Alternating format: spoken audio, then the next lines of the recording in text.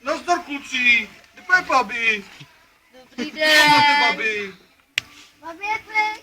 Jak pa to, že je pryč? Ona utekla. A vy jste který? Jak pa se jmenuješ? Teď Fanta. Ahoj, já jsem pan Šnapka. Ahoj, a kde je tamhle to? No pozem, kdo je tohle? Kdo pa to je? Tak kluci, stojí mi dole autobus, pojedete někdo se mnou? Pojedeš se mnou? Kdo pa to je? Jak pa se jmenuje? Tady ten kluk. To je Jirka, no nazdar Jiříku. Tak kluci, kdo pojede se mnou? Do Liškova. Do Liškova chceš jet? No výborně, tak počkej. Prosím, dám to. Já nevíc, jestli brýle vypadáš na stole. No to víš, mě polej takhle občas, no. Já nevíc, jestli brýle vypadáš na stole. No to víš, mě polej takhle občas, no. Pak to máme. Tak. Ty ale, to má to ještě víc. Takže to nejde do Liškova, jo? Vidíte, že přijel, vy jste se dočkali.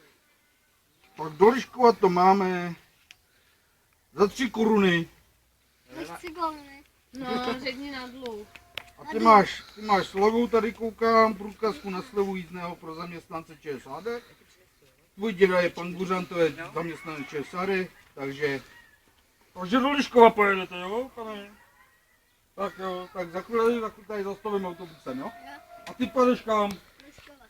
Do Liškova? To pojedete spolu? Jo? A ty pak máš tatínka. Tady. Tady tatín, a ty pak je maminka. Tady. Aha, tak kam teda pojedeme? Vrčeně. Tak do Vrčeně, tak do Vrčeně, dobře. Přinesl taky korunky.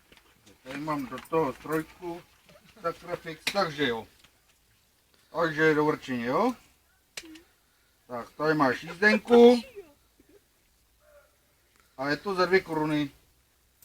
Počkej, to já ti ještě vrátím. A, tak, výborně. Tak, ještě jede někdo se mnou. Jo? Tak, počkej. Kluci, vy nejedete nikdo, jo? Jirko. Tak. Tam tu jízdenku. Tam všechno v autobuse, to víš.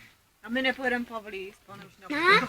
Tak, My pojedeme do tady mám. Soudruh Buřan.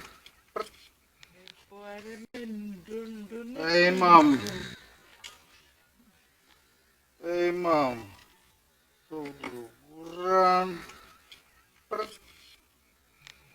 Takže za 3 koruny to je. Výborně, tady máš jízdenku. Takže já jdu za chvíli přijedu autobusem. Jo? Tak se mějte a pozdravujte dědu. Babi. Kde pa jsou?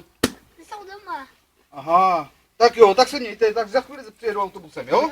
Tak ahoj. Naschledanou, mějte se hezky. Naschle. Na škole.